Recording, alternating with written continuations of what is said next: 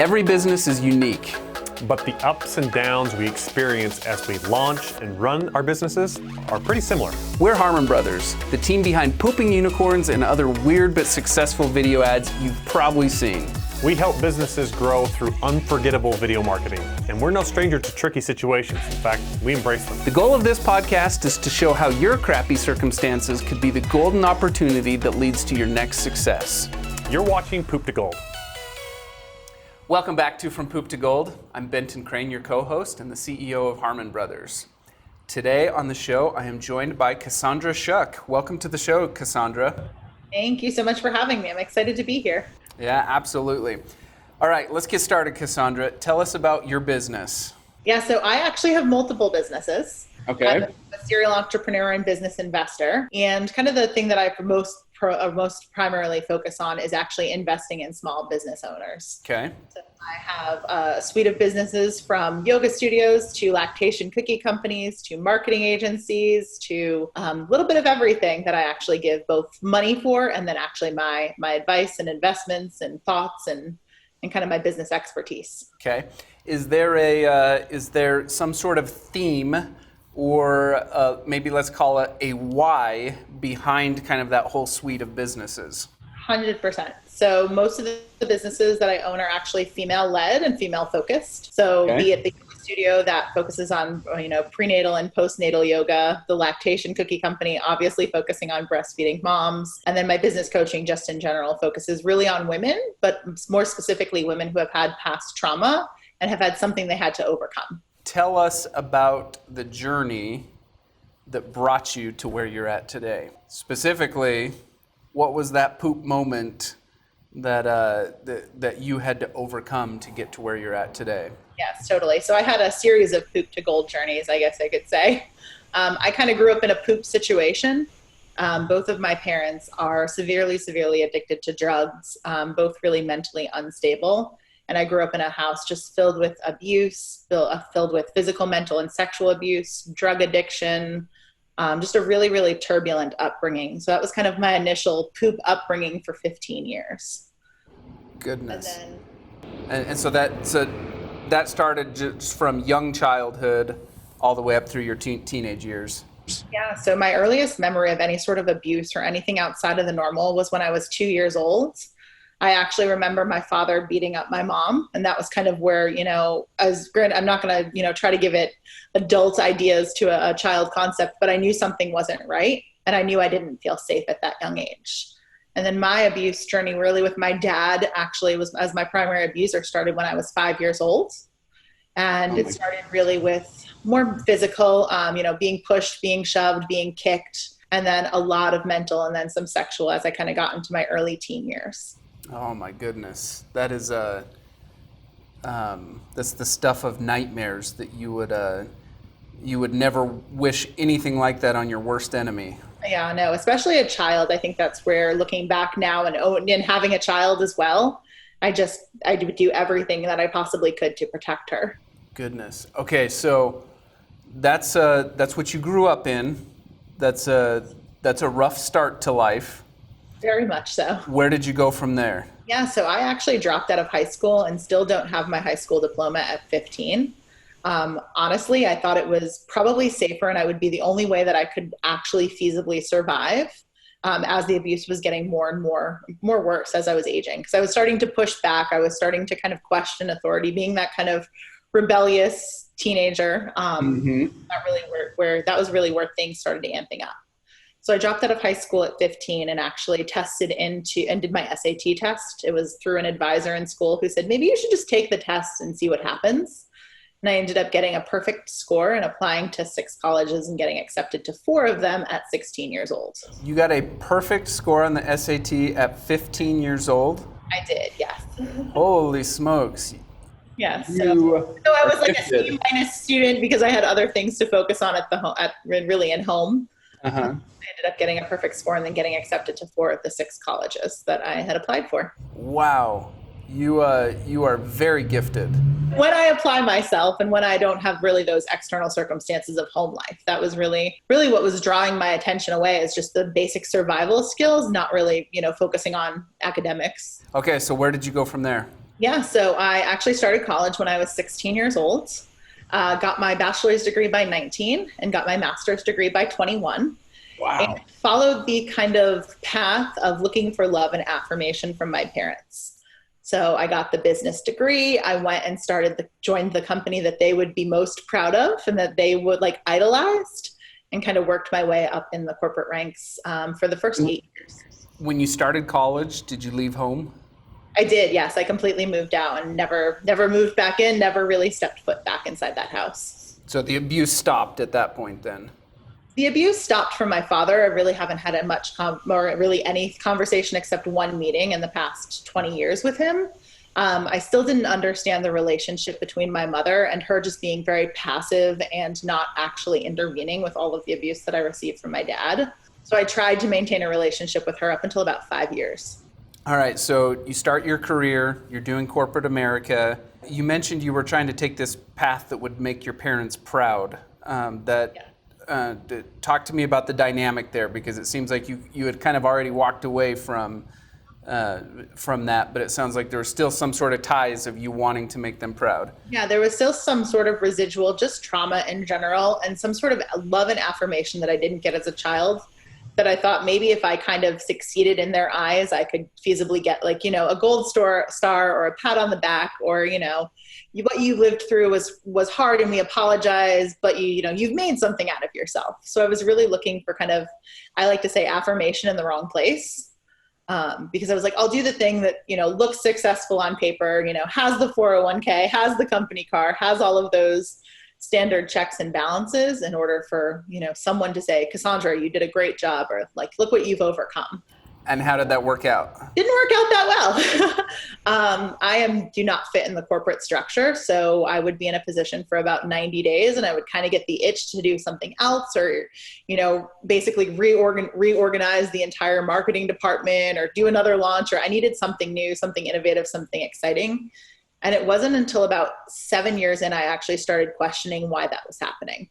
Because as I kind of looked around me, people were okay with kind of status quo. They were okay with following the path that was laid out for them. And I was always the challenger. And I was like, maybe I don't fit in this spot. So I kind of had a little side hustle on the side of a marketing agency. I was a yoga teacher, which was part of really my spiritual journey of coming back to self. And I started a marketing agency based solely on yoga studios. But was very quick to realize there's not a whole lot of money in marketing for yoga studios. Okay, so not a lot of money, but you probably gained a lot of experience. You probably learned a ton about yourself.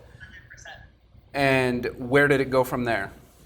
Yeah, so from marketing for particularly yoga studios, it then kind of spiraled into health conscious entrepreneurs as I kind of delved further deeper into my personal development. So it looked like, my girlfriend's a naturopath, or this person, does Reiki or is an energy healer, or whatever the case may be. And then that really spiraled into my marketing agency being for all female focused and centered businesses, and really growing that marketing agency out. It was wonderful for the first 6 years until someone looked at me and goes, you realize that when someone buys a website, you're not supposed to talk to them about product suites and ROI and their banking and how they file taxes and S corps versus they're like, that's a little bit out of scope. And I didn't realize what I was doing was actually partially business coaching through the lens of building a website or a logo or a branding package. Oh, I see. So they thought they were just coming to you for marketing help, but then you provided a much larger suite of guidance, if you will, to help them through more general business consulting. Exactly. And that's really where the birth of my consulting and the birth of my strategy and my coaching and really my business investing got started. You call yourself a trauma-informed business coach. What does that mean? Yeah, so a lot of times when you kind of go through the business journey, you'll realize that a lot of your personal development directly mirrors your business success. So what I realized is that a lot of the stuff that we hold on as trauma, be it, the big T, the physical, mental, the sexual abuse, or the little t of just not getting picked first for a kickball team or being made fun of or whatever the case may be, that is actually gets birthed as an imprint, as a limiting belief in the business development space. Got it. So in the same way, we did a campaign for Covenant Eyes, which is software for people who are trying to kick a pornography habit. And so in working with them, I got to know that space and that industry and that market a lot. and we found that in the case of any type of addiction, be it drugs, be it pornography, be it eating, shopping, whatever, when there's an addiction, generally it's some sort of coping behavior to try to mask or numb away some more underlying pain. And it almost sounds like what you're describing is that in the same way that that an addiction is just an outward expression of, trying to cope with this pain, it sounds like you're saying that there are these underlying limiting beliefs that keep us from becoming who we want to become, or keep our business from excelling in the way that we want to excel, because of these underlying pains, traumas, whatever they are. Is that accurate? Yeah, that's 100% accurate. And I'll give you an example. So okay. I have a client who grew up in an entrepreneurial family, and she was that's what she was taught was what was acceptable, and that's the path you followed. And her dad's businesses, once it got to a certain point, was actually taken away from him by the government due to regulations of the industry that he was in. She literally watched his identity become crushed. So when we started talking and diving into her business and why she couldn't get it past a certain mark, we realized that she was worried that if her business got to a certain level and got the visibility and clarity, her business would be taken away from her. So she was basically keeping herself stuck, not taking bigger contracts, not asking for more money, not putting herself out there, not publishing her work, because she was trapped in that identity. And that was because of that trauma that she experienced when her dad went through what he went through. Exactly. And that's a very specific case of generational trauma. But there's also the specific cases of something that happens to you. So I had issues where I couldn't get past a certain monetary figure because I wasn't comfortable with hiring and trusting people. Mm-hmm. That was a major piece of my realization of I actually have to kind of release this perfectionism. I have to release this white knuckle grip of not letting anyone see into my business or have any sort of control or say or talk to clients. Was really one of my core values and core beliefs that I had to get past. Gotcha. That's incredibly fascinating. I'm curious to know, what is the dynamic like when you're trying to help an entrepreneur succeed in their business? They're down in the weeds of working through trauma. Can that process of working through the trauma get to the point where it's kind of all-consuming for a time? And if so, how do you kind of help them balance between, staying focused on the business, keeping the business succeeding while they're dealing with these traumatic things? Yeah, so for me, it's actually a lot faster than what one would assume it would be. Most of the time when we identify what's holding us back, it's actually a lot faster to clear it through. So most of the time it's the actually identifying of what the thing actually is. Because there's a lot of times we actually consciously don't know and can't put a direct label on it.